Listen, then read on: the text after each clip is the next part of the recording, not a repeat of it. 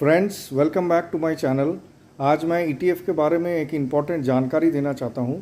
अगर आप short term in trader हैं और शॉर्ट टर्म गेन के लिए ईटीएफ ख़रीदना चाहते हैं तो आप बिल्कुल ईटीएफ खरीदिए। आप टेक्निकल चार्ट देख लीजिए and proper entry point, RSI ये सब चेक करके आप ईटीएफ ज़रूर खरीदिए with a short term view to make profit. लेकिन अगर आप लॉन्ग टर्म के लिए सोचते हैं और लॉन्ग टर्म इन्वेस्टमेंट के लिए सोचते हैं तो आपको एक चीज़ ध्यान में रखना पड़ेगा कि ईटीएफ एक पैसिव इंस्ट्रूमेंट है।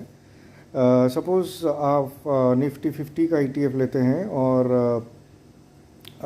उसका कंस्टिट्यूएंट एक स्टॉक या कंपनी का जो स्टॉक है वो अगर अगले क्वार्टर में लॉस करने वाला है और उसका प्राइस गिरने वाला है तो ईटीएफ उस पर ध्यान नहीं देता। लेकिन अगर आप एक्टिवली मैनेज्ड फंड बाई करते हैं तो एक्टिवली मैनेज्ड फंड में फंड मैनेजर जो है वो ये सब चीज़ें को नज़र रखते हुए अपना पोर्टफोलियो रीबैलेंस करते हैं। एंड एक्टिवली मैनेज्ड फंड जो है वो कोशिश यही करते हैं कि इंडेक्स को बीट करें। एंड मोस्टली जो अच्छे फंड्स हैं एक्टिवली मैनेज्ड वो इंडेक्स को बीट भी करते हैं। तो अगर आप लॉन्ग टर्म इन्वेस्टर हैं तो इट इज़ बेटर कि आप प्रॉपर एक्टिवली मैनेज्ड फंड खरीदें। आप खुद अगर डिसीजन नहीं ले पा रहे हैं तो you can reach out to your financial adviser और distributor to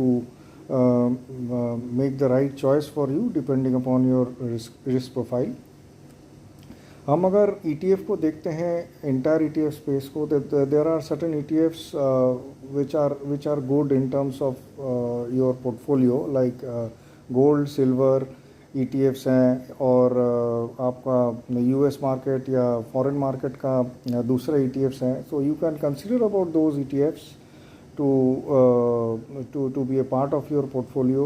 ये कुछ आपका core portfolio में होता होगा like gold, silver, and then some of the other ones could be a tactical play for like foreign market ETFs in your satellite portfolio। So hope you enjoy my video and wish you all the best in your investing journey।